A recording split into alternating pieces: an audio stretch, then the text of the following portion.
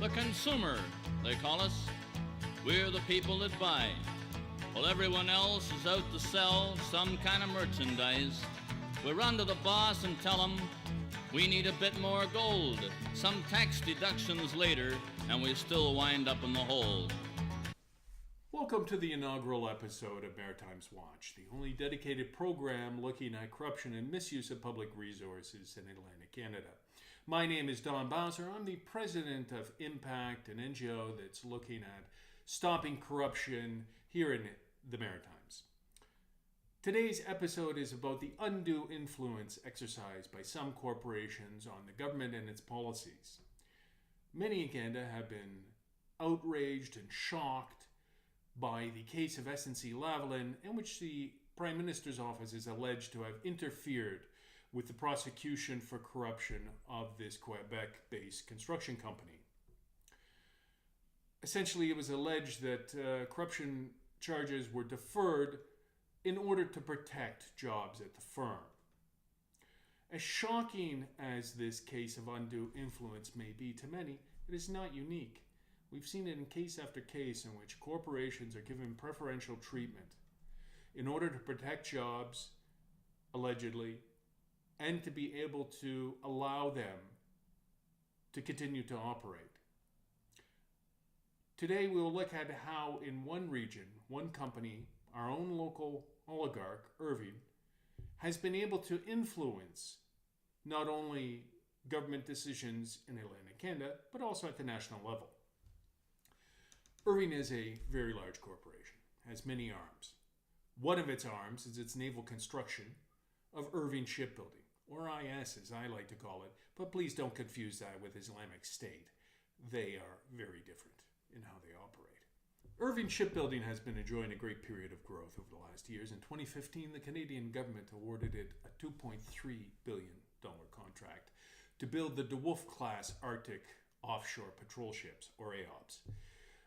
This construction contract is going to go for 6 vessels and is part of the National Shipbuilding Procurement Strategy. Irving has also been awarded the Canadian Surface Combatant Ship contract of circa $60 billion to build 15 vessels. Let that sink in. $65 billion of investment in terms of one company in the region. So why then did the NDP government under Dexter in Nova Scotia decide to give them a $304 million tax break? And this would be great news if all this work was going to be done by Maritimers, but it doesn't look that way. Already it has been alleged that a Spanish firm has been awarded some of the work under AOPS. When the Chronicle Herald reported this, it was immediately pounced on by Irving for claiming that it was essentially reporting fake news. This was even noticed by the national press. So this leads to our topic of this week's show, how powerful corporations are able to use their influence on government to try and stifle any public discussion about the use of public funds. This almost $65 billion of contracts are not Irving's money. It's your money. It's the taxpayers' money. And this takes us to the next brewing scandal. How Irving Shipbuilding was able to receive information from the government on a public inquiry by a national news organization looking into how these ships were being built in Halifax.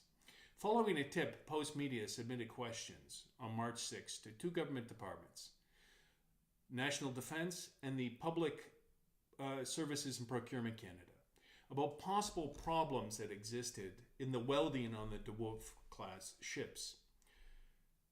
These are the first ones that Irving has built for the government. They got an immediate response, but not the response that they actually expected. This response came from the president of Irving Shipbuilding, Kevin McCoy, who then telephoned the National Post, and 90 minutes after they had made their inquiry into the government. So it didn't come from the government, it came from a private corporation. The Post states that McCoy threatened that Irving's lawyers would be making sure that you understand that if you write something false about our reputation, we will pursue it, meaning they'll take legal action.